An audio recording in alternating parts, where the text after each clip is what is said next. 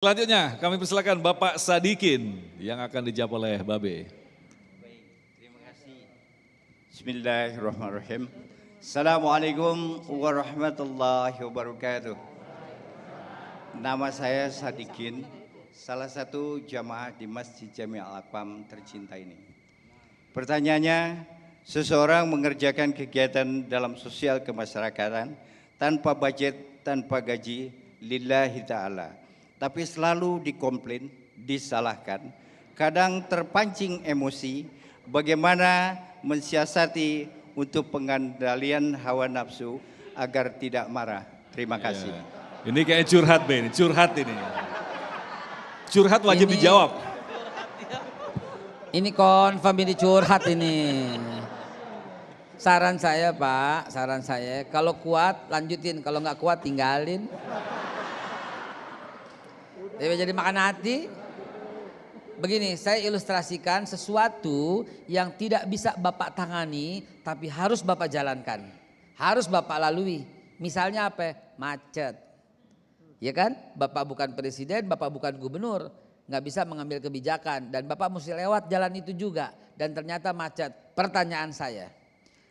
Ini Bapak naik motor nih Pak, di depan macet gitu loh. Bapak marah, macetnya hilang nggak? Enggak. Di depan macet ini. Bapak tenang aja. Macetnya hilang enggak? Kenapa tadi pilih marah? Paham maksud saya? Bapak marah tetap macet. Bapak tenang tetap macet. Jangan pilih marah. Karena itu kata orang pintar, happy is decision.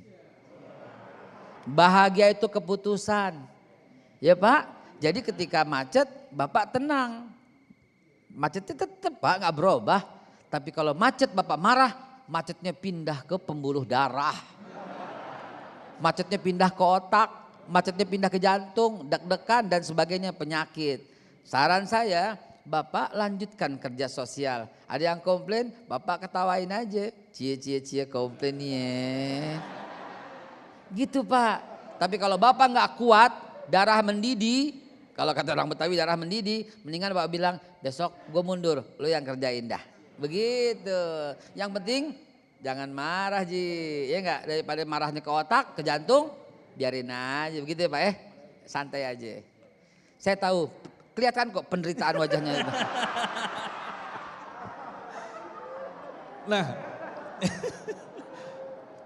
kalau kita kembangkan, artinya kita memang berharap semuanya di muka bumi ini menyelesaikan segala sesuatu dengan ketenangan. Tetapi bukankah Allah sendiri mengatakan dalam salah satu ayat, kelak di surga nanti, aku akan angkat itu kedengkian, kecemburuan dan lain sebagainya. Bagaimana mungkin kita bisa akan setenang yang diharapkan seperti tadi, ketika unsur-unsur itu masih melekat dalam diri kita, Ustaz? Nah itulah sebabnya yang paling benar dan paling tepat adalah terapi soal jalanan. Yang saya sampaikan itu dalam, bisa berjam-jam kalau umpamanya dikupas. Artinya apaan? Kita bisa berkata, kalau kita bisa memahami, macet. Marah, tetap macet.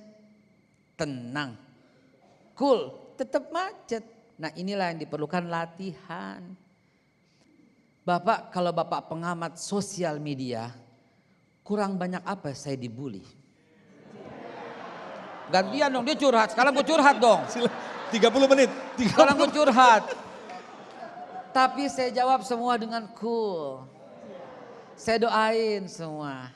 Kurang sering apa saya dikatain. Saya sujud kepada Allah, saya doain. Rupanya apaan? Tenang banget Pak. Maka balik lagi nih apa yang Ustaz sampaikan yang barusan.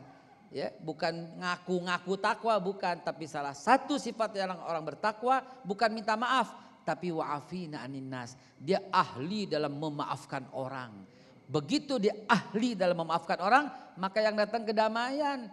Pak, Bapak mau infak, Bapak punya duit dulu, baru bisa sedekah. Bapak mau ngasih baju, Bapak punya baju dulu, baru bisa ngasih baju. Tapi Bapak mau ngasih kebahagiaan, Bapak tidak perlu bahagia. Bapak bikin orang bahagia, Bapak akan mendapatkan kebahagiaan.